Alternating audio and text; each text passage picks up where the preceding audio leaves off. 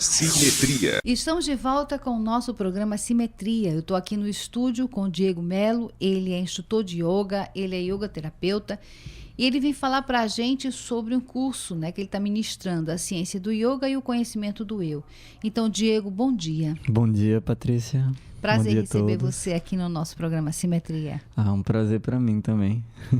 Então, vamos lá. Vamos começar por iogoterapia. O que é a iogoterapia?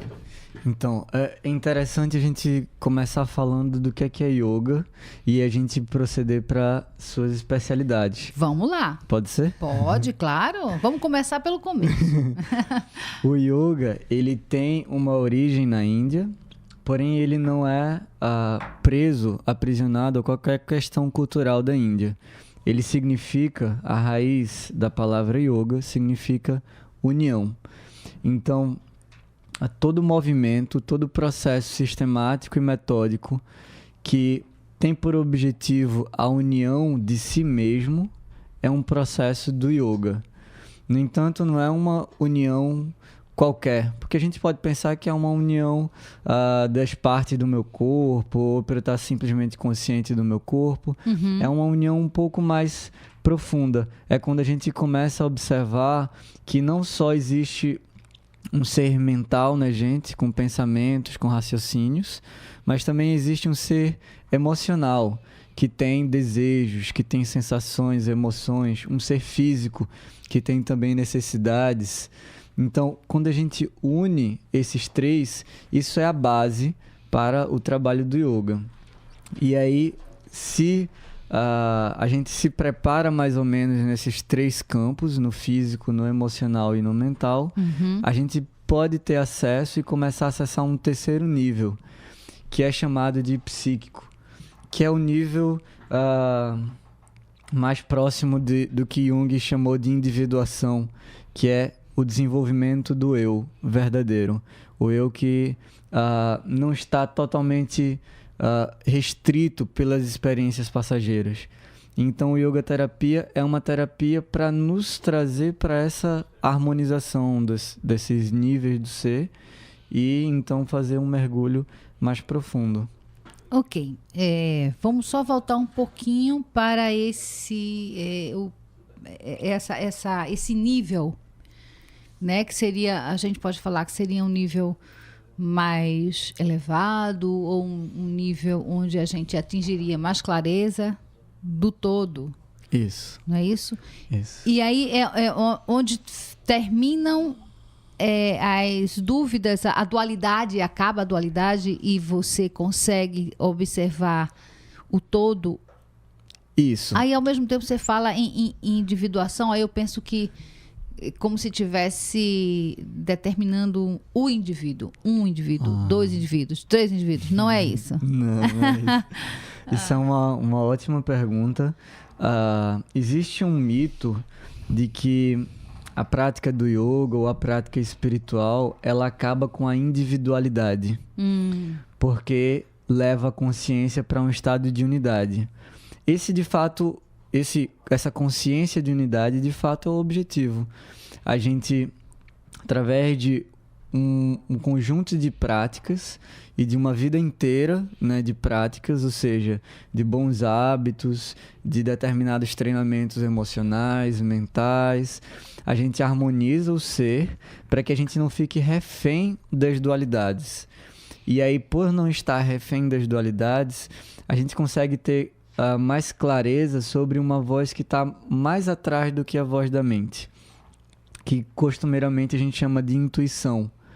E essa voz, ela traz a questão da individuação, porque através dela eu vou descobrindo qual é o meu talento, qual é o meu principal papel no mundo, e eu vou me desfazendo das prisões construídas na mente. Por exemplo, de uma forma muito simplista, né? Porque a conversa não é muito longa, né, da gente. Então, de uma forma muito simplista, o eu, o ego, ele é construído.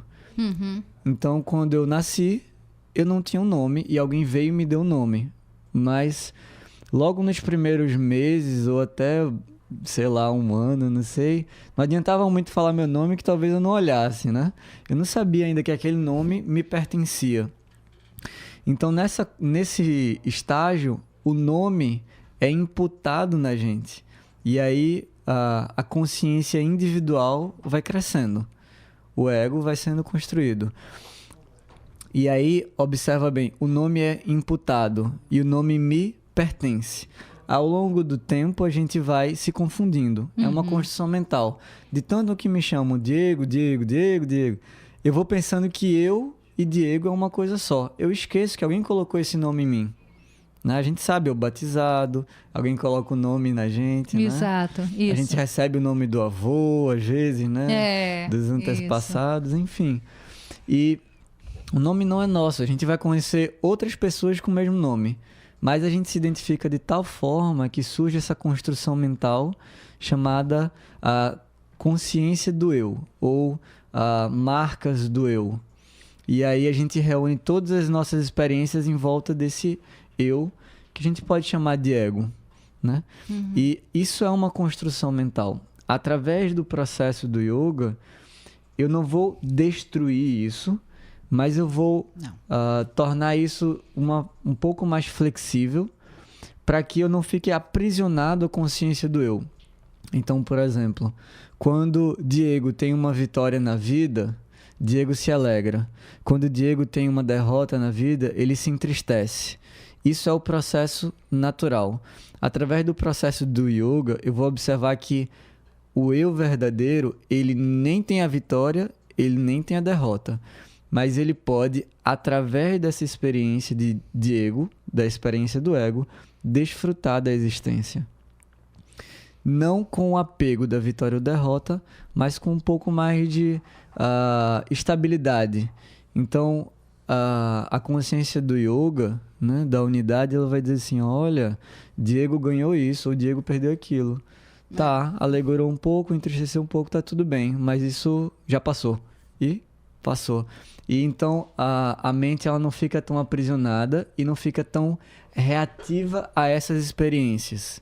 É mais ou menos isso a história da individuação. E aí, por causa disso, a mente vai se tornando mais um instrumento do que um governante da gente. E aquilo que a gente pode chamar de alma, né, que é o processo que o psicólogo Jung, na verdade ele foi psiquiatra e se desenvolveu em psicologia, né? Que desenvolveu como individuação, é justamente esse processo em que o eu verdadeiro ele vai vindo à tona através da harmonização das experiências comuns.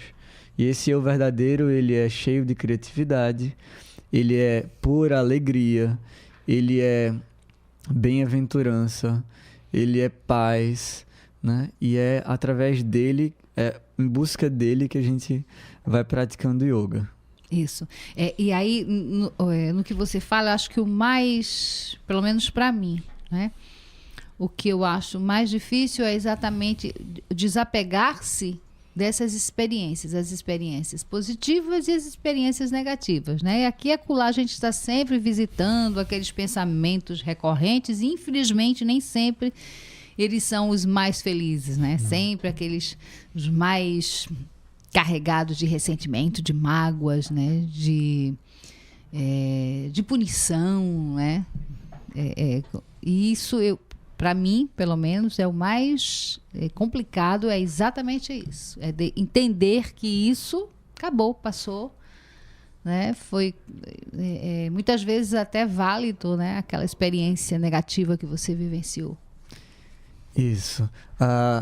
Na visão do yoga, e é importante dizer que eu não estou aqui como o dono da verdade, nem o dono da verdade. A gente está falando sobre essa visão da yoga, né? Nem estou aqui também, não posso fazer isso, estar como dono da verdade do yoga. É o que eu aprendi, né? E que eu tento colocar em prática. Ok. Né? É isso aí. O que entrando um pouco no assunto, né, que a gente vai estudar em breve aí, eu estou abrindo... Já posso falar disso, né? Vamos lá. Que eu estou abrindo em breve uma turma de estudo da ciência do yoga e o conhecimento do eu. existe um sábio que compilou bem sucintamente vários conhecimentos do yoga.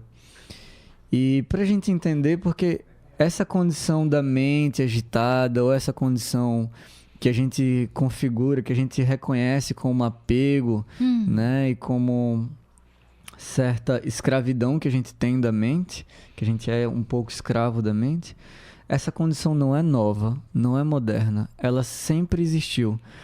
Várias escrituras antigas da Índia, né, que são datadas de milênios atrás, elas já falam disso, né? Então, mais especificamente no texto que a gente vai entrar no estudo, chamado Yoga Sutras, Patanjali é o sábio que compilou esse conhecimento, ele começa dizendo que o yoga é a redução ou o domínio das modificações da mente. Porque ele quer dizer justamente que sem isso, a gente vai continuar escravo das modificações da mente, né? A mente, ela tem um mecanismo próprio. E se a gente não a domina, é natural, não tem como ficar neutro. Ela vai dominar a gente. Então ele começa dizendo, agora que você já está cansado das agitações da vida, agora começa o estudo do yoga. E em seguida ele diz, o yoga é o domínio das modificações da mente. E em terceiro ele diz, com esse domínio, você consegue ver quem você é de verdade. E em seguida, o quarto verso, ele diz, sem isso você se confunde com as modificações da mente. Por exemplo, como a Patrícia acabou de comentar, né? Uma experiência de mágoa, uma experiência às vezes de culpa, de punição, e ela fica lá reverberando na nossa mente, a gente não tem qualquer domínio sobre ela, né? Então a gente não consegue ver nada além do que a mente quer nos mostrar. Então, através de um estudo e de uma prática sistemática, a gente começa a desenvolver a observação da mente. A observação desses impulsos de pensamentos e sentimentos que vêm e vão, que ficam nos jogando para lá e para cá. Esse é o começo. Quando a gente começa a observar, com o tempo a gente vai desenvolver uma inteligência que vai dizer assim, mas espera aí, se isso já é passado, se eu não tenho mais nada para fazer com isso, por que eu ainda estou preso nisso, né? E aí, até a Patrícia comentou que isso pode ter alguma razão na nossa experiência, é verdade, né? Porque tudo que nos vem como experiência é, por algum motivo, uma forma da gente aprender, da gente crescer como ser humano. E tem os fatores simbólicos, né? Os fatores psicológicos que envolvem cada experiência, porque todas as experiências são de fato, mas também são simbólicas. Então, isso também é verdade. Mas, no entanto, todo simbolismo e todo aprendizado com a experiência, ele só é útil se ele serve para que a minha consciência se expanda. Ou seja, para que eu fique menos aprisionado e mais livre. A gente pode dar vários exemplos aqui, né? Mas o mestre que fundou o caminho que eu sigo, né? Chamado Sri Aurobindo, ele traz uma experiência muito interessante sobre isso. A nossa vida é conduzida pela mente, como a gente já conversou. Né? Exato. E mentalmente a gente tenta planejar a nossa vida. Decidir o que a gente vai fazer e o que é melhor para nós e para todo mundo. Exato. Né? Isso.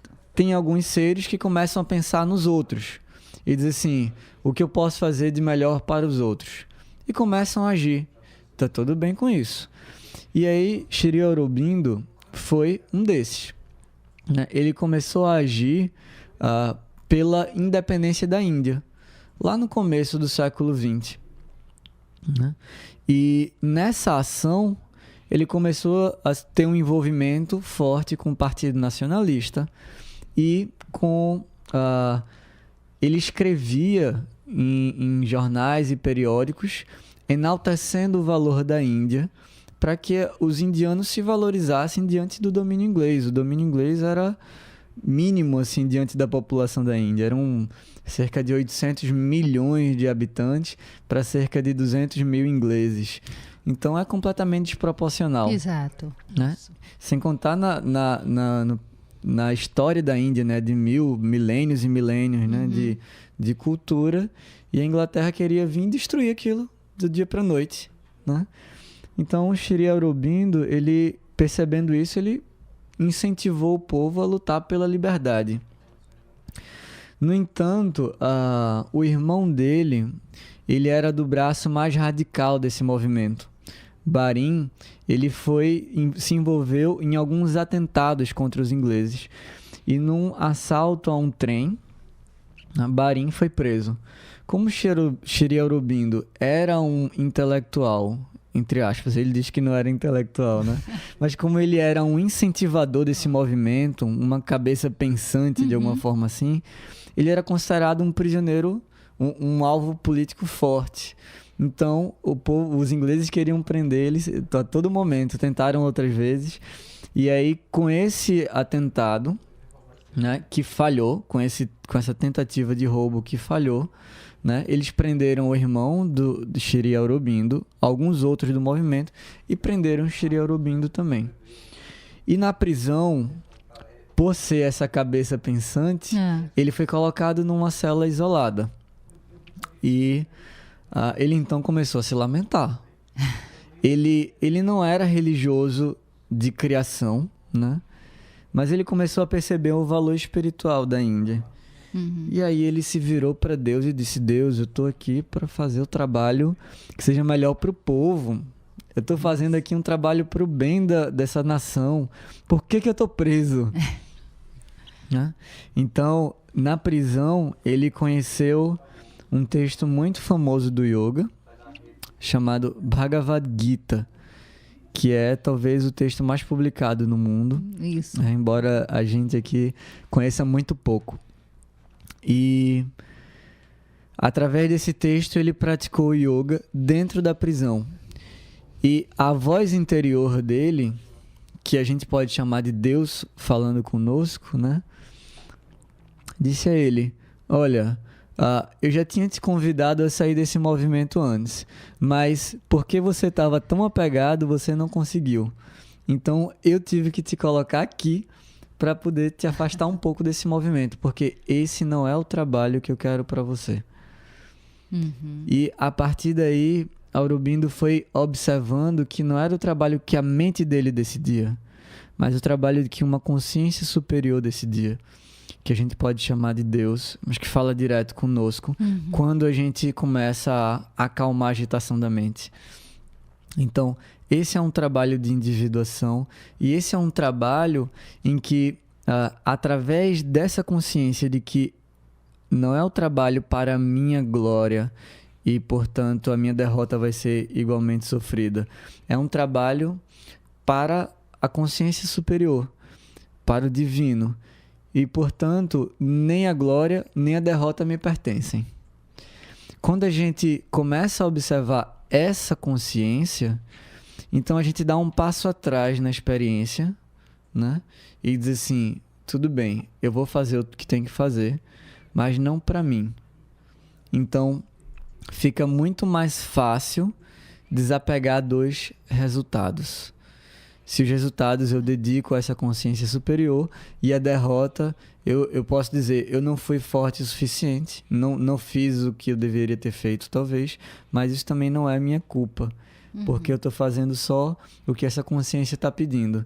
Então, a vida segue muito mais leve com essa consciência. Naturalmente, não é uma mudança no estalar de dedos. Exato. Né?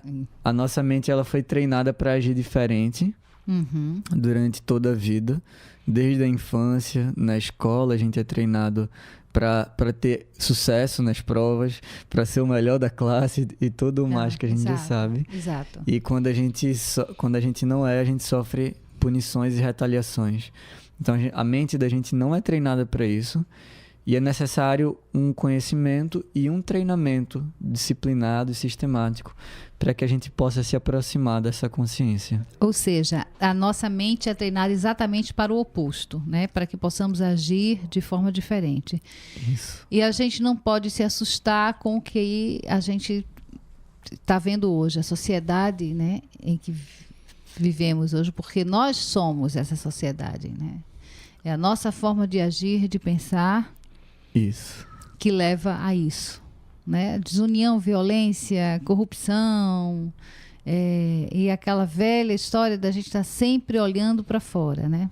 Exato. Nunca é minha culpa.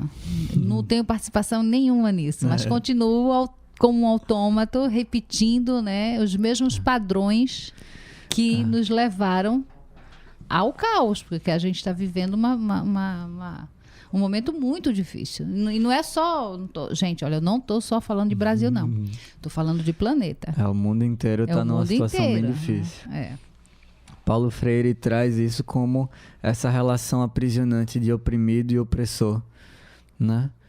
E através da prática do yoga, a gente observa que a forma como a gente vive hoje é em talvez 90%, 95%. Cada um vai ser diferente, né? Mas, em geral, numa taxa muito alta, é apenas uma repetição de padrões. E uma repetição de padrões não pode melhorar nada, porque está repetindo, está reproduzindo um sistema que já está dado. Então, quando eu não olho para o outro, quando eu começo a condenar o outro por todos os meus problemas, quando, por exemplo, o problema do meu sofrimento é porque o político X ou Y está no poder, ou porque eu tenho aquele vizinho chato, né? É sempre assim, é sempre o outro. E eu nunca assumo a responsabilidade. Com essa consciência, a humanidade não vai crescer, né? A gente está vendo o problema só se agravar em muitos lugares. A gente não pode negar que há muitos movimentos de expansão da consciência, de luminosidade, de muito amor. Tem muitos movimentos crescendo, né? A gente, de fato, não pode negar. Mas é preciso que cada um de nós tome consciência da própria responsabilidade. E, através desse caminho, se a gente observar, lá no começo eu disse, o que o sábio definiu como a prática do yoga é o controle, o domínio das modificações da mente. E se eu começo a observar as minhas modificações mentais, eu começo a me responsabilizar por elas. E eu posso dizer assim, agora eu não vou reagir com raiva, porque isso é só uma reação ao que alguém fez. Peraí, deixa eu observar o que lá dentro eu posso fazer de melhor sobre isso, ao invés de reagir, né? Ao invés de ser impulsivo, como todos nós costumamos ser, né? A gente é colocado aí num lata de sardinha dentro do ônibus, ou dentro do carro, no trânsito, ou nesse trabalho que a gente tem que trabalhar 40, às vezes 50 horas semanais. Tem gente que trabalha, né? Infelizmente ultrapassando algumas regras legais. E a mente, ela vai se adaptando a esse ritmo, né? Se eu não trago muito forte a consciência oposta, a mente vai se adaptando. Um exemplo é você ter, por exemplo, alguma pessoa que tem dotes artísticos maravilhosos, mas a sociedade de alguma forma não sustenta aquela pessoa comercialmente, enfim, não sustenta. Então ela pode se adequar num dos quadrados que a sociedade apronta, que são os empregos. E dizer assim, olha, você cabe muito bem nesse quadrado aqui. Que tal você trabalhar, sei lá, qualquer lugar? A gente não pode dar dando muito exemplo para não incomodar muito cada um, né? Mas tá bom, então vamos se enquadrar aqui nesse lugar. E a pessoa se enquadra e ela vai tendo toda aquela criatividade tolhida. O que acontece? A mente dela vai sendo destreinada para acessar a criatividade e vai sendo treinada a ser reprodutora, carimbar, a passar documento, aquela coisa repetitiva, né? Que não tem a própria criatividade. E a gente sabe que todos nós passamos por isso. todo mundo aqui, quando era criança, fez belas pinturas. Ainda que ninguém tenha se tornado Van Gogh ou Monet, nós fizemos belas pinturas, trabalhos artísticos, porque nós temos isso como origem. A criatividade é a nossa essência. A liberdade é a nossa essência. E aprisionar essa energia tem causado doença, né? Tanto social quanto individual. Eu acho que nunca vivemos como humanidade um tempo em que tantas pessoas sofrem com depressão e com doenças derivadas, como síndrome do pânico e outras derivações. Na alimentação, anorexia, bulimia. Muito. Inclusive crianças, né? Inclusive muitas crianças, né, com esse avanço aí da tecnologia que facilita a comunicação, mas facilita a preguiça. Então os pais delegam a educação para os smartphones, a chupeta eletrônica é o tablet, né? E as crianças se tornam mais agressivas, porque isso já é comprovado, né? Você está ali tolhendo uma coisa que é muito forte. E quando alguma coisa é muito tolhida, ela tende a reagir agressivamente. É o instinto da alma humana também. Vamos lá. Vamos falar agora, Diego Melo. Vamos falar sobre a ciência do yoga e o conhecimento do eu. É um curso de autoconhecimento que você está oferecendo. Vamos falar a partir de quando... Isso. Quem pode participar tem que ter conhecimento prévio de yoga. O curso, ele propriamente começa no dia 5 de maio, tá? E qual vai ser o objetivo do curso? O objetivo é a gente estudar e vivenciar esse conhecimento do yoga. A gente vai se encontrar em sábados pré-agendados. A gente tem um calendário, né? Onde vai ser lá no espaço A Caixa, na Boa Vista, na Galeria Esquina do Progresso. Número 269, a sala 207. 269, a sala 207. E esses encontros, eles vão ser para que a gente se dê um momento para meditar, ou seja, para observar a nossa mente, para aprender a observar a nossa mente e assim desenvolver uma consciência um pouco mais ampla. Então, na prática, teremos estudos do texto que eu atribuí aqui a Patanjali, né? Que foi o sábio que compilou. O nome do texto chama-se Yoga Sutras. E os Yoga Sutras, eles são versos, sutras, e muito parecido com o português, sutura, né? Ele significa justamente suturar, costurar. Então, é um texto onde um verso está completamente ligado ao outro. Não dá para pegar um verso lá na frente e querer entender ele sozinho. Eu tenho que entender a costura inteira. Né? Então, os sutras são extremamente sintéticos e eles explicam essa ciência do yoga. Por que eu chamo de ciência? Porque esse texto, ele tem como princípio a objetividade. Ele não vai falar de mitologia, ele não vai falar de aspectos que não podem ser experimentados, aspectos que não podem ser comprovados através da experiência. Né? Ele vai ser bem prático, bem objetivo e prático. Ele é bem objetivo e prático. E ele é considerado científico, porque ele vem de uma linha do conhecimento na Índia que era bem objetiva, que diz assim, eu só posso praticar aquilo que eu posso observar. Então, se eu observo através da minha experiência e outras pessoas também podem observar, isso é ciência, isso é conhecimento. E, através disso, foi construído esse texto chamado Yoga Sutras. E é ele que a gente vai estudar um pouco, né? Sempre correlacionando com uma linha do yoga que é um yoga moderno, chamado Yoga Integral, que foi trazido por Sri Aurobindo.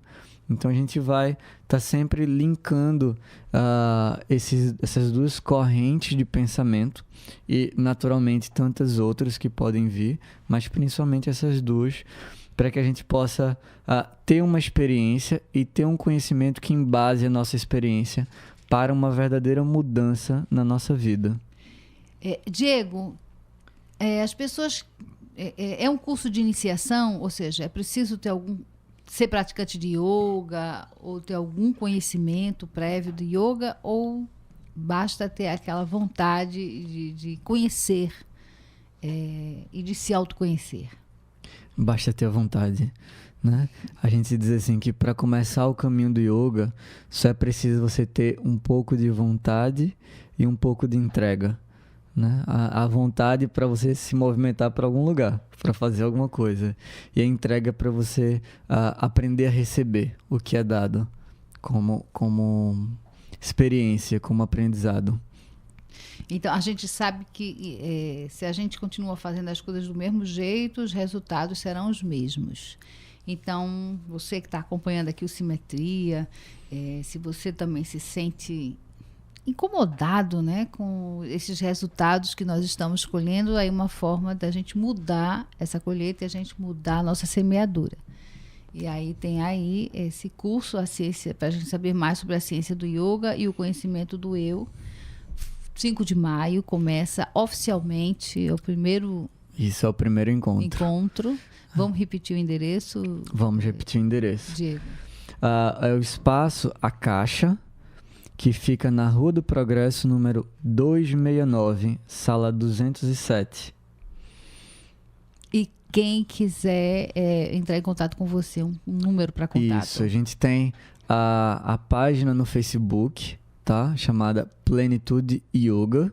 Que é um trabalho que você faz. Plenitude Yoga é o meu nome empresarial, né? O trabalho que eu conduzo. Eu tenho também um telefone com WhatsApp, como a maioria das pessoas, e o número é 81 99717 5548. Então, para você saber mais sobre esse curso, sobre tantas outras práticas de yoga, você pode entrar em contato pelo Facebook ou, de preferência, pelo WhatsApp, que é algo que eu respondo mais rápido. É importante lembrar, como a Patrícia perguntou, se precisa ter algum pré-requisito. A gente tem esse mito de que a prática do yoga é para pessoas calmas. Mas é um mito, e é um mito muito forte, porque a maioria das pessoas diz assim: isso não é para mim, minha mente é muito agitada. Exato. Né? Mas a natureza da nossa mente, como já conversamos, ela é agitação. Então, se você tem uma mente, yoga é para você. Yoga serve para você. Maravilha. Né? E não tem nenhuma restrição religiosa. Algumas pessoas ainda confundem o yoga com a religião. Mas o yoga é um caminho para se encontrar. E se você usa o cristianismo, se você usa a diversidade do hinduísmo, do budismo, do judaísmo, não importa.